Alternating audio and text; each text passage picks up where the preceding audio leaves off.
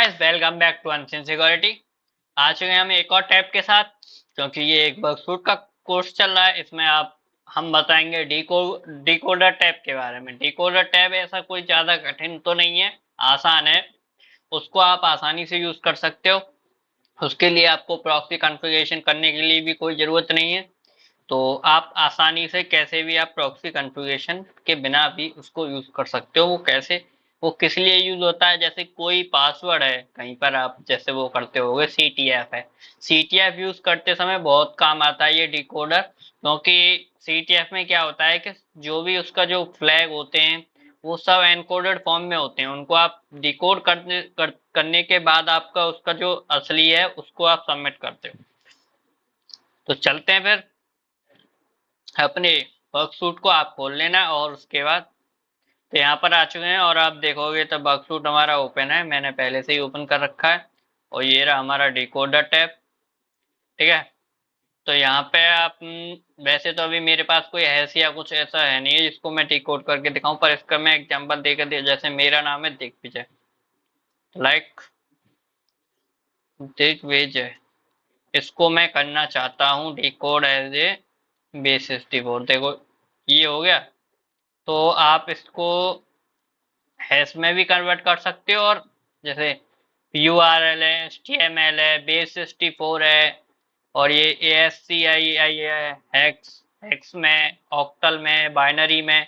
अब मैं बाइनरी में कन्वर्ट कर दूंगा तो ये बाइनरी में नहीं हो रहा कन्वर्ट, क्योंकि ये नेम है। लेट एग्जाम्पल, और मैं क्या करना चाहता हूँ, जैसे मैं हेक्स में कन्वर्ट करूँ।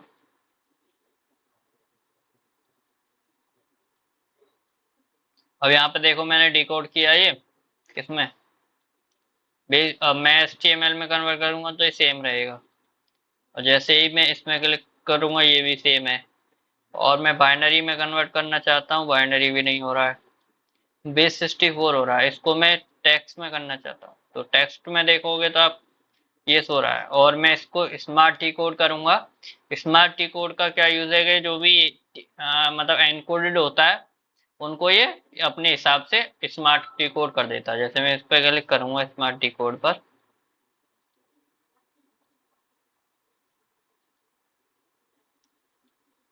लाइक देखो अब मैं स्मार्ट डिकोड पे क्लिक करूंगा तो ये यहाँ पर हैश में ये वाला कन्वर्ट करके दे देता है। और मैं इस पे यहाँ से डिकोड पे क्लिक करूंगा तो ये सेम आ जाएगा। लेट एग्जांपल, जैसे मैं इसको बेस64 में करता हूँ, अब स्मार्ट डिकोड करके देखता हूँ।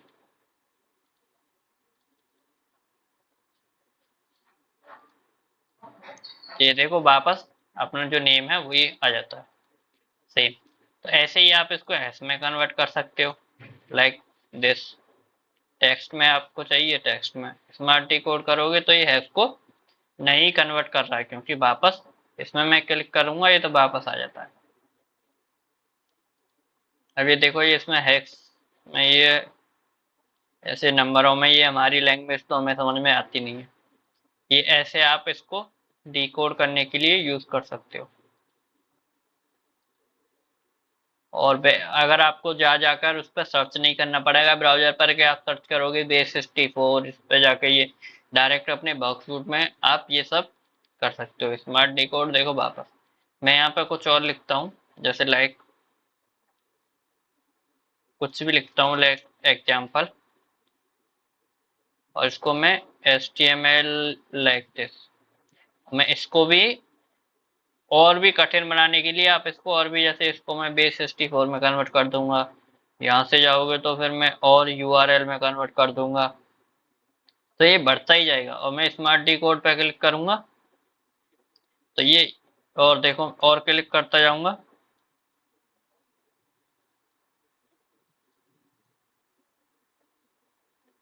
और मैं इस पे बेस64 पे क्लिक कर दूं, स्मार्ट डिकोड कर दूं, तो ये वाला आ रहा है देखो वापस मुंह पर। तो आप इस वाले उस पर नहीं पहुंच पा रहे हो, नहीं पहुंच पा रहे हो ना, क्योंकि हमने डिकोड पे डिकोड, डिकोड पे डिकोड लगा दिया है। और मैं स्मार्ट डिकोड करूं तो, इस पे करूं तो इस पे भी नहीं हो रहा है, इस पे वर्क कर रहा है शायद। और मैं स्मार्ट डिकोड करूं, एक बैक पैक जा रहा है ना, अब ये आ गया देखो।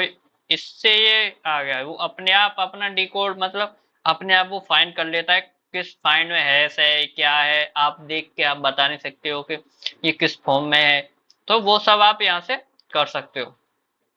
इसमें डिकोडर में इतना ही था, और ज्यादा कुछ बड़ा तो इसमें है नहीं है। आप और क्या कर सकते हो, और इसमें क्या है, हैश में कन्वर्ट कर सकते हो। हैश में कन्वर्ट करने के बाद आप देखो ये हेक्स है, हेक्स में नहीं, हमें टेक्स्ट में चाहिए, तो स्मार्ट डिकोड पे क्लिक करोगे तो ये बैक हो जाएगा यहाँ से आप। और ये तो इसके बारे में कुछ जानकारी चाहिए यहाँ पर आपको सब मिल जाएगी, स्मार्ट डिकोडर ये सब। तो इसको हटा देते हैं। तो आप इसको ऐसे यूज कर सकते हो। अगर आप जाओगे ब्राउजर पर सर्च करोगे बेस 64 सर्च करोगे, उस पेपर जो है उसको कॉपी करके पेस्ट करोगे, तो यहाँ से आप सब पे चेक कर सकते हो, आसानी से आप देख सकते हो कि कौन सा हैश है, कौन सा एनकोडेड फॉर्म है, वो सब आप यहाँ से देख सकते हो। तो इस डिकोडर में इतना ही था।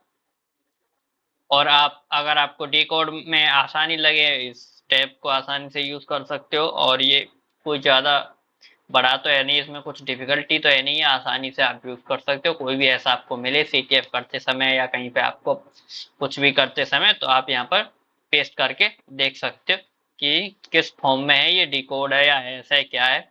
तो मिलते हैं नेक्स्ट वीडियो में, अपना ख्याल रखना। सभी को राम राम, सभी को जय हिंद।